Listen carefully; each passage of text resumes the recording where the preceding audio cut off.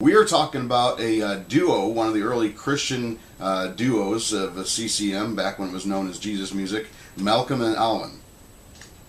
Now they're out of England, correct? They are. In fact, that's probably one of the first things, I guess you might say, is a British invasion for Christian contemporary music, you might say.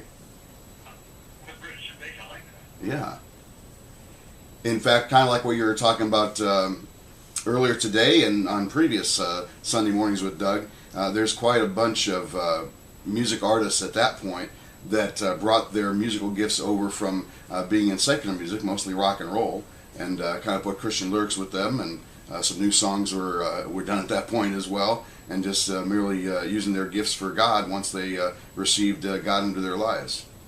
You know, it's funny, Steve, I know I'm kind of catching you off guard in this one, so I don't expect anything profound, but, you know, we think about British invasion, we think about musicians coming over with rock and roll, of course, the Beatles, and many others, but I'm not sure any of us really thought about Christian music when it came to the British invasion. Was there more than one group that came here from England in Christian music? There's a few. I'm not quite sure of all the names offhand, but this is one certainly that I had already known before we selected this one for this weekend. And I know one of the other ones that was more popular that you might remember from the early 90s was a duo that was actually another duo, named Phil and John. Yeah, I'm not sure if you've heard of them. They did actually a remake of Simon and Garfunkel's The Boxer on their live CD, which was really a good rendition of that. And they kind of have the same sound, kind of like Malcolm and Alwyn, where it's more of a duet kind of thing, and more acoustic based, and more kind of like a Simon and Garfunkel kind of sound, or the Beatles kind of sound, where it's more stripped down, I guess you might say.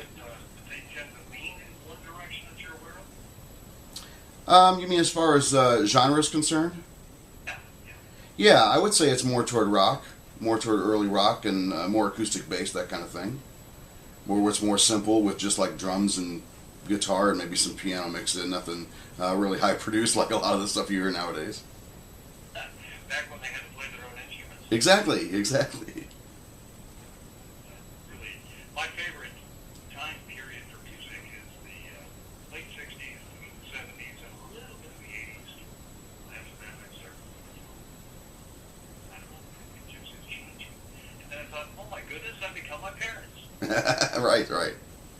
Well, what's the first song they were playing by Malcolm and Alwyn? This is called Fool's Wisdom. This is probably their first breakout hit.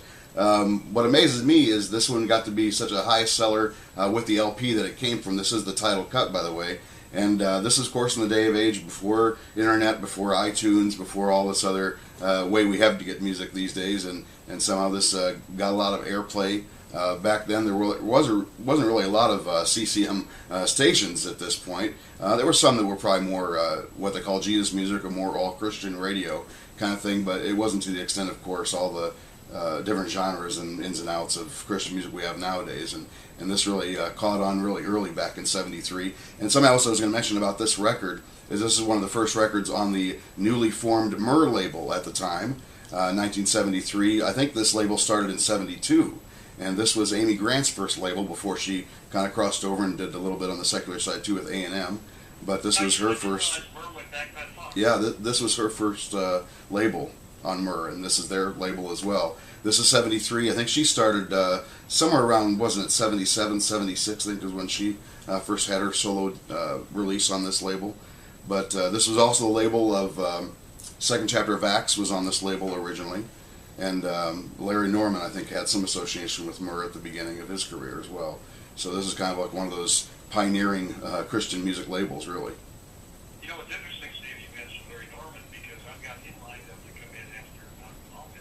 I didn't realize that they shared that in common. Yeah, they share that in common, and they also, I'm trying to think if they did, maybe they may have done some tours together actually also at one point, or sung on each other's records. I know they both have connections with Pastor Chuck Smith that we've talked about before at Calvary Chapel in Costa Mesa, California. Fool's Wisdom. Actually, I heard that song for the very first time about 2 weeks ago. Really?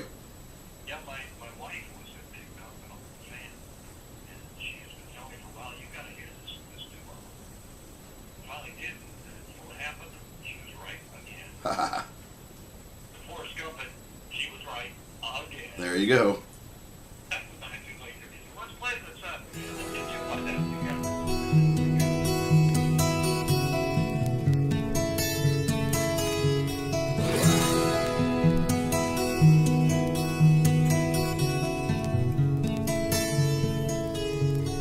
together. Got myself some wisdom from a leather-backed book. Got myself a savior when I took a second look.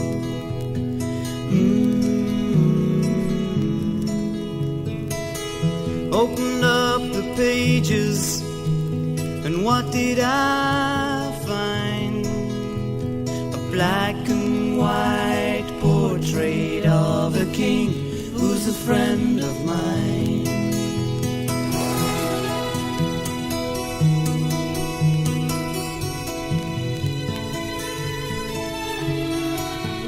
Funny how when you think you're right, everybody else must be wrong.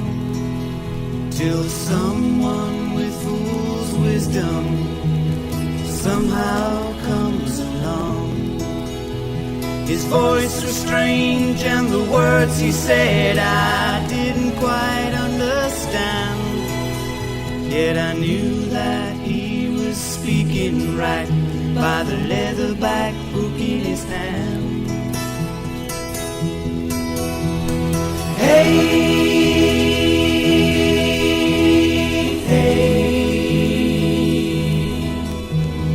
what a day. Fool's wisdom.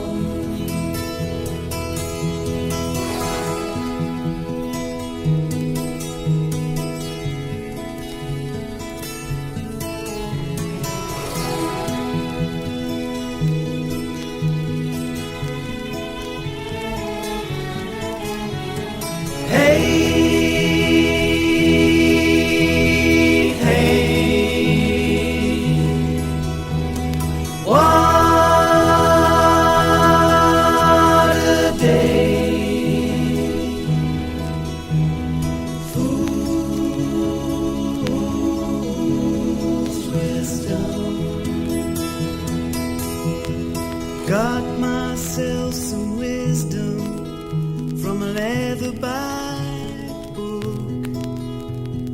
Got myself a savior when I took a second look.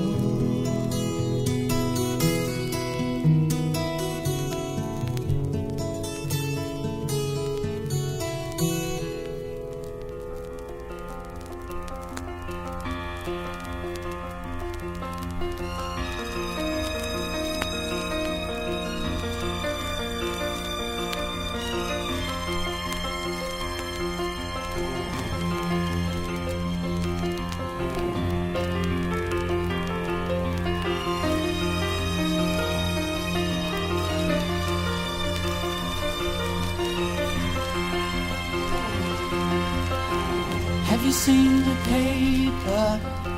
Have you read the news? 200 million disappear and the whole world is confused. The churches are empty now, no one goes there anymore.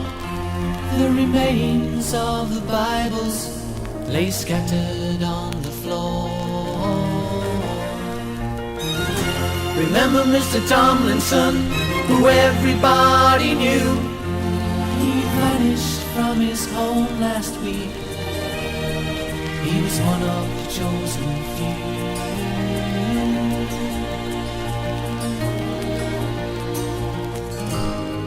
La la la la la la la la la la.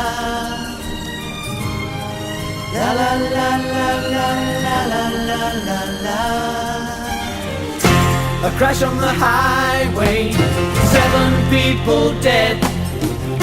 Driver unaccounted for, at least that's what the radio said. A tragedy in my life, and I know what it's all about. I hide it explained to me last week, and I just laughed out loud. The chances of it happening seemed a million years away, but I never expected it happening like it happened the other day.